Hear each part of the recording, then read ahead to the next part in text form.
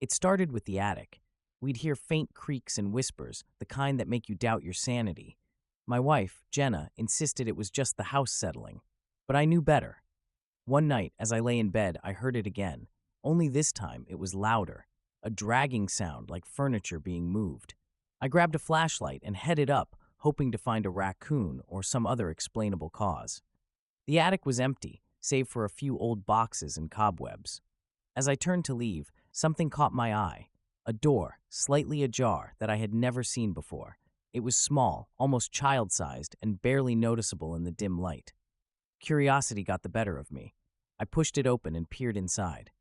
The room was tiny, filled with dusty, antique furniture that didn't belong to us. A small table, a chair, and a mirror hung on the wall. But what really stood out was the old, leather-bound book on the table.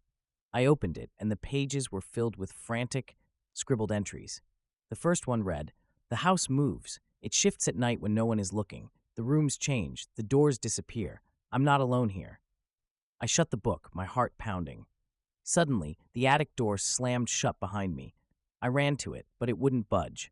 Panic set in as I banged on the door, calling for Jenna.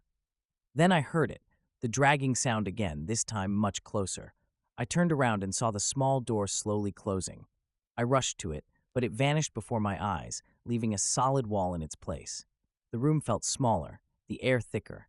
Desperation clawed at me as I pounded on the walls, screaming for help.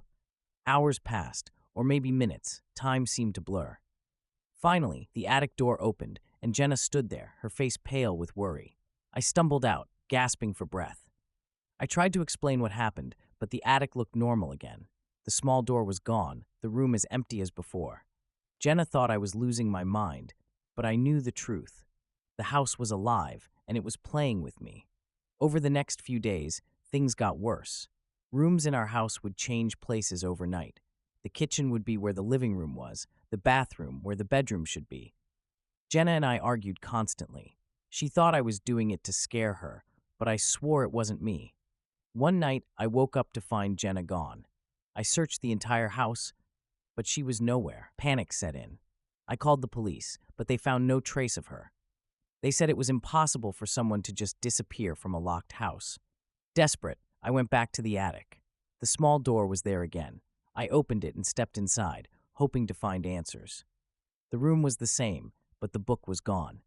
Instead, there was a new entry on the wall, written in what looked like blood. "She's here with me now." A cold dread washed over me. I knew I had to find her, to save her. But as I turned to leave, the door vanished again.